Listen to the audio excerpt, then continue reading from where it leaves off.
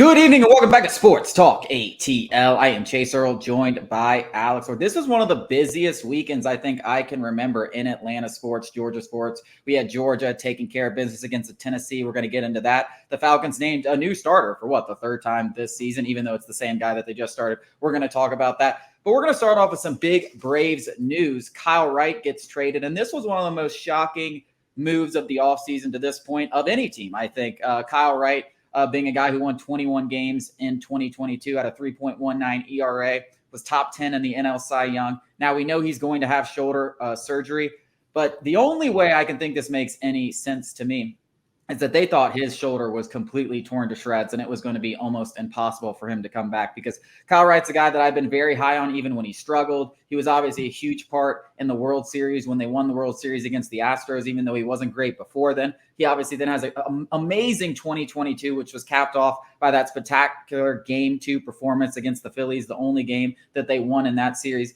Then the shoulder injuries arise, pretty much misses all of 2023. Now he has to have shoulder surgery. But still, like, thinking about how they hung on to Michael Soroka for so long and stuff like that, you would think that for $1 million, it'd be worth just seeing if he could come back and be the same guy in 2025 it is. God, the years they just keep going, man. But this one, to me, this is the one move of all of them. Like, I understand the Michael Soroka trade. I understand giving away Schuster and Shoemake. They didn't really have any path towards being on the roster even in the future. But Kyle Wright getting dealt for basically nothing. This guy, I think it's Jason Kowar, who 9.12 ERA, former first-round pick, does have some high velocity stuff. So maybe the Braves think they can, fix something and get something out of him. But this was basically just giving up on Kyle Wright for all intents and purposes. And for $1 million, I was pretty shocked by that move. Yeah, it's Jackson Kowar, and that just goes to show what kind of trade this was. We don't even know who this guy is. Had close to a 10 ERA. Maybe some of the stuff is there that the Braves think they can salvage something. But I think this is more about how the Braves feel about Kyle Wright in their current circumstances. Obviously, $1 million to a baseball club that's going to be top 10 in payroll is pennies on the dollar, especially when you consider the value that Kyle Wright could potentially have in 2025. With that being said, he'll be close to 30 years old. He will have turned 30 the next time he pitches. And, I don't know if the Braves are, and you said they didn't give up on Soroka. They kept trying him out. Maybe that is what the Braves are doing now, as opposed to what they were doing. They want surefire things in the system. And I know that, it was only going to cost him $1 million to keep him in the organization, but maybe this is just a different philosophical approach that they're like, hey, you know what we're not going to do? Rely on Kyle Wright to be a part of the rotation in 2025. We're going to plan to be without him. Now, you could have just done that and kept him, and if he had made it back, that was just a cherry on top. Your rotation is already, built with the understanding that Kyle Wright may never be that guy again. And then he comes back, it's just a cherry on top. But it seems like it's a philosophical approach for the Braves at this point, where they're just not going to wait around for guys who are injured. And they're kind of, I guess, the win now thing is always kind of overblown, because the Braves win now window is through the end of the 2020s, another 7 years or so. So I don't understand it too much. And I think the only explanation is what you mentioned to begin with. And unfortunately, I think it's also true that maybe, just maybe, his shoulder is cooked and he'll never be that pitcher he once was. Or at least the Braves aren't going to sit around and wait and hope, whereas the Royals are in a position that they can sit and wait and hope. Yeah, but I really don't think the funny part about it, hang on, let me just finish. But that would be the case. Yeah, you're right. That would be the case if we got anything in return. We got nothing in return of value. We got a 9 ERA guy that, has virtually, the upside is minimal compared to what Kyle Wright's is for just $1 million. Yeah, I guess. They must see something in this Kowar guy. I think I looked at his velocity things. As far as his, peripherals, they're terrible. They're just as bad as the ERA. I did see his velocity has gone up. So, they must think that they just have some high upside, and maybe they can have this reclamation prospect, basically, essentially, is what he is. That is something that they've done very well.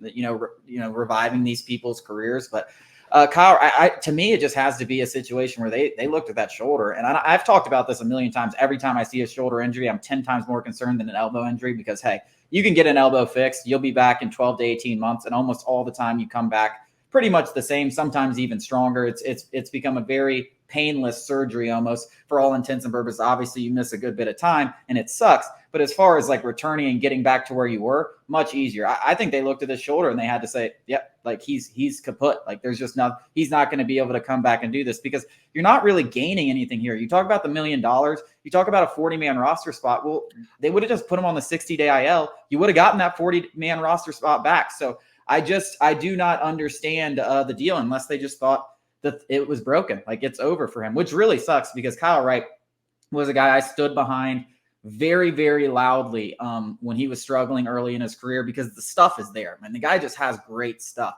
And then it seemed that he finally found his confidence. And we saw once you put the stuff and the confidence together, what it could result, a 20-game winner, a guy who can be a lights-out pitcher in the postseason against a really good team like the Phillies.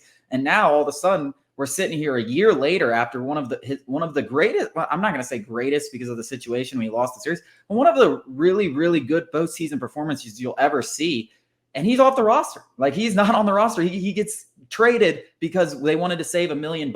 And the other thing I want to mention about this is a lot of people with all these moves and all these non-tenders are talking about, oh, the Braves saved $13 million. Like they're clearly like going to make this big move. I don't see it that way because guess what? They now have 10 40-man roster spots they have to fill. Guess what they have to fill that with? People that are going to make $1 million. So they didn't really save. They didn't really save any money in all these deals. Like they're not like it's not like they had this huge savings and now they're going to go out and make this major splash. Like they can't just leave those 40-man roster spots open. So there's not a ton of savings. I don't think that all these moves that they made were strictly because they got this big thing coming down the pike. I mean, if they were really interested in Aaron Nola, how much does a few million extra dollars really impact your $150 million you were going to offer him, or even the $100 million you might have to offer Sonny Gray? So there's not a lot. I know Ken Rosenthal, these guys are a lot of guys that I respect, but those things do not add up when you're saying that. Like a few $1 million that you save is not going to be the difference in you signing $100 million. Not when you have a $230 million payroll that is expected to rise year after year after year. So I just don't believe that. I think it had to be a situation where they looked at his shoulder, and this sucks for Kyle Wright more than anyone. And they said, yeah, this dude's broken. He's never going to be the same. Or if he is going to be the same, it's going to take a lot of work. We don't want to put that effort in. And, let's just try to get some guy with hopefully a little bit of upside that can contribute this year. I think that's more likely than not, where it's like, all right, now we don't have the time to or it's not the time, it's the spots. Obviously, he wasn't going to take up a spot on the roster this year, but next year, 2025, I'm talking, what kind of spot are you going to give him in just hopes that he can return to that, be that guy? It's a similar case as Soroka was this year, where the Braves just can't afford a roster spot for Soroka. And I think the same could be said for Kyle Wright in 2025. That's not to say that Kyle Wright can't come back and be that guy. I just think the Braves aren't going to sit around and wait for something that may never happen again. Obviously, they have the intel, they have the injury, they talk to their own doctors, and they say, what's the likelihood that in 2025 he can contribute at a high level? Obviously, they probably gave him percentages and then gave him percentages for 2026, which is the last year, correct me if I'm wrong, the last year that he's under team control. It just doesn't seem well worth it. And I guess, it sucks the whole situation, but I think it's more of a, maybe his shoulder won't ever be what it once was. But also, we don't have the luxury of giving him a roster spot in the hopes that it does. Yeah. But listen, I can tell you one thing, and when you're now looking at the rotation beyond this year, you have a question mark around Fried, you have a question mark around Morton. Now you don't have Kyle Wright, you don't have Michael Soroka. Like you really got Strider, Elder, Smith Shaver, Hurston Weldrup. So you got Strider and a bunch of we don't knows. Now we're obviously we're obviously hopeful for a lot of those guys, but the need. But as we've just seen, Kyle Wright, Michael Soroka, Ian Anderson, chances are these guys, even if they come up and show something, especially with the pitch clock, I think the injuries, there's a direct correlation between the pitch clock and starting pitcher injuries. And I think that that's only going to continue, especially with them talking about even potentially shortening the pitch clock with runners on base. So this trend is not going to end anytime soon. So you can't even put all your eggs in those baskets, Yeah, the need for a starting pitcher this offseason just continues to grow. And I do Yeah. think that that's something that we're going to talk about into the next segment. But I think it's almost virtually a guarantee that they go out and acquire that frontline starting pitcher. Now, we saw Aaron Nola just get signed by the Phillies. I do believe, Jeff Passan reported that they were very intrigued and they were a real threat to get him. But of course, they used the Braves offer, went back to Philly. Philly upped their offer. He got the money that he wanted. He wanted to stay in Philly, and the rest is history. Now, we're going to see that with a lot of free agents. They're going to use offers against each other and try to get the deal wherever they want to go and the number that they want. So I think a big key to this is getting someone, and maybe this next guy we're going to talk about in the next segment is it, but getting someone that really desires to play in Atlanta, compete for championships, and is willing to take a certain dollar amount to come here. So that's what we are going to talk about after the break. Rumors are the Braves are pivoting to Sonny Gray. Will they get him?